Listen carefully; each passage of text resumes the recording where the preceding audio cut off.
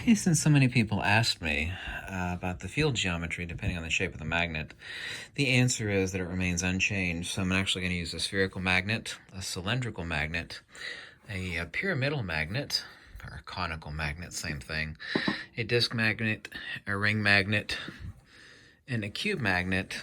And it's actually first used. This one's actually really powerful. It's N45 Gauss neodymium iron boron. The geometry of the magnetic field, which of course is toroidal, I'll actually roll the ball. Let me actually zoom in a little bit. Roll the ball underneath the glass here. The field geometry remains unchanged. The toroidal geometry, the nature of the magnetic field. The only reason actually the ball was rolling there for a second is it's actually reacting to the metal underneath the table that's holding the brackets together. Let me zoom in a little bit. Once again, I can see that this is the north pole of the magnet, and this is the south pole because of the blue phase shift disparity. So that was a cylindrical magnet. Now let's do a little conical or pyramidal shaped magnet. Let's put it like that. And let the field burn in a little bit. There you go. Remains perfectly the same.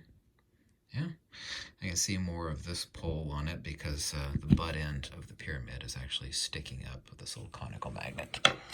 I have some really powerful pyramidal magnets, but they're so powerful that I can't get them near these other magnets. If they stick together, it's basically impossible to get them apart. Now let's do a cubical magnet. And take a look here. Once again, before I tell you, can you actually see which side is the North Pole and the South Pole? This side, since it's blue shifted, is the South Pole, and this side over here to the right is the North Pole. There you go. Isn't it neat the holographic depth that you can get from a few microns, way, way, way thinner than a human hair? Okay, so now let's use a disc magnet. Okay, let's place it on one pole first. Okay, there we go. It'll be kind of hard for me to, since it's so thin, to set it up on its edge. I think I might be able to do it without knocking it over. And here you'll see that everything remains absolutely constant. Here I can tell this is the South Pole once again. Okay, let's place that over there. And let's do a cylindrical magnet. Yeah, these are really powerful also. You can get most of these off of eBay. Basically 100% of the world's neodymium iron boron magnets come from China. This one always makes really nice. There's also two specific geometries. If you actually create a magnet long enough where the pole is on either end, what happens is that the field geometry of the magnetic centrifugal divergence becomes strained. So you can make a cylinder magnet this big. There's also a reason why these super huge monster magnets, and I've got one sitting on the floor right over there, it's a $1,000 monster magnet. The reason why it's only 2 inches thick, you actually strain the toroidal magnetic divergent flux such that everything follows pressure mediation. You actually can't extend the toroid out that big efficiently. And so really long magnets actually have oblate, self-impelled fields. Like if this magnet were about 4 times this long, the divergent magnetic field would not want to extend that far out from the other pole. And what will happen is it'll actually curl in on itself, and so you'll actually end up with multiple planes of inertia. This one makes a really nice field. I always do these little 3/4 inch cylinder magnets. This cell needs to be rebuilt. I've only got like about 20 minutes on this cell, and it's already scorched or scarred in quite sufficiently. Yeah. There's that. Was there another? Yeah, I still have to do the ring magnet. Here you go. Let me place this right here for a second.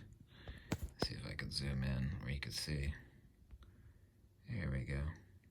So you actually can't take really high resolution shots of these magnetic fields because there's not much there. You're just looking at magnetoholographic depth, which is very spectacular, especially when you hold one in your hands, but there's not a lot of high resolution detail there to get.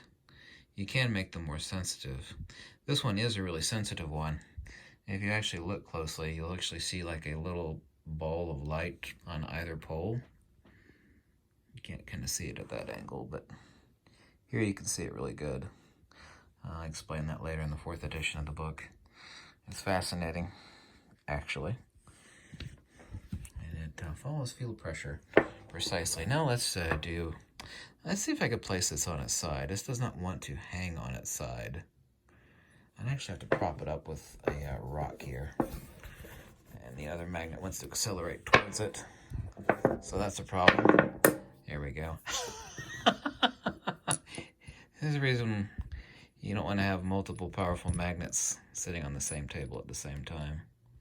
There we go. I'm just trying to place it on its edge so that you can see that the field geometry remains a constant. That's the edge of the ring magnet. So it doesn't matter what the hell the shape of the magnet is. Now let's place it flat down. This cell is already, you see the scars, these circular scars. Ring magnets actually scar it up, and the reason for that is the ring magnet is the exact same shape as the toroidal field of the magnetism itself. So, and the magnet is the same, even though this is blocked off, it's still the same toroidal geometry. It causes a scarring or burning, if you will. Isn't that beautiful? Take a look at that. It looks like a, if you were here personally and had this in your hand, it would look like a holographic ball of light was floating atop a little black sea. Let me move it around.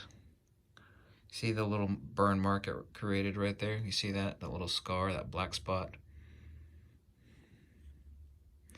This is also, too, the reason why there's a black spot at the center of a toroidal magnet that's burned in, but a white ball on a non-toroidal, like a cylinder magnet or a cube magnet. Here you can see I move it around. It's literally instantaneous. Like I said, there's nothing here but a 1/50th of a drop of liquid, 2 optically flat pieces of glass, and LED light shooting inwards. There's nothing here. This is not a projection device. What's feeding this is just the same LEDs over here. The reason I've got them blocked off is to keep the light, you know, from scorching my eyeballs. But, yeah. So this is the question answered. I thought I made about a video like this on this topic a year and a half ago, but maybe I didn't. So it doesn't matter if you use a ball magnet or sphere magnet or a ring magnet. Doesn't matter if you use a disc magnet.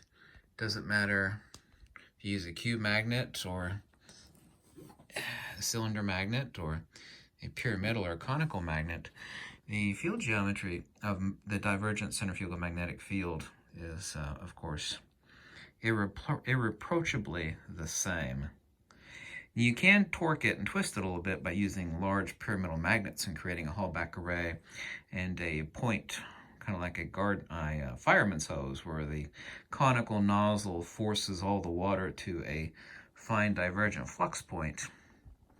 Look at that holographic depth. Isn't that incredible? The only thing that's between this is mouse milk. Is what do we call that? Mouse milk, which is basically an old World War II version of WD-40. So it's like a dinosaur version of WD-40.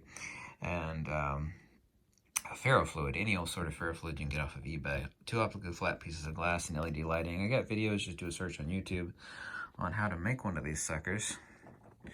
Now I'm really ruining this cell now. You can actually see the scarification that's going on here. You see this black ring of scarification. Also, too, do you see these bright points right here? How bright these points are right here? I explained that like about a year ago, but I'm also going to explain it in the 4th edition of my book. It would just take too long here to do that. But the more sensitive the cell is, the more prone it is to damage. So I've only got 3 pieces of clear tape holding it together. So all I have to do is peel the tape apart. I twist pieces of glass apart. I wash it because ferrofluid is oil-based. I wash it with just some Dove or Dawn soap water and by hand. It's not dangerous or toxic. And then dry it off and clean it really good. Blow the dust off and reapply the liquid. Look at that holography. It is amazing. I wish you could hold one of these in your hand. If you could hold one of these in your hand, you would really be awed. Because a camera does not do it justice, girlfriend. Yeah. Camera does not do it. Let's zoom in a little further. Let's go straight top down. Focus. These cameras never want to focus on this because the details are kind of slightly fuzzy. Let's move it a little bit. You see how burned it in? Scarred it is there. Let me place it right back on. Let me do that a couple times because people actually ask to see that. Lift it off the magnet. Place it back on. And set it back down again.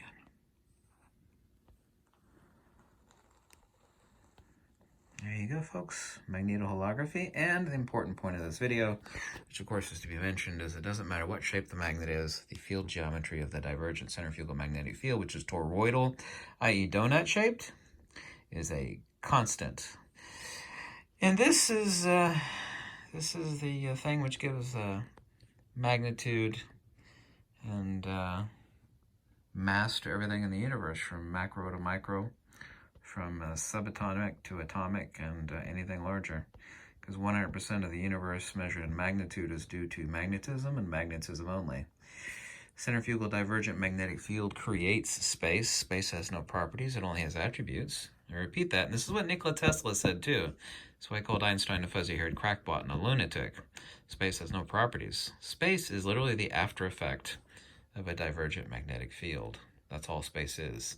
It has no properties. Also, too, no field terminates in space. Space is not a terminal for any energy. Space is not an energy terminal. Never has, never will be. Thanks so much for watching, and have a lovely day.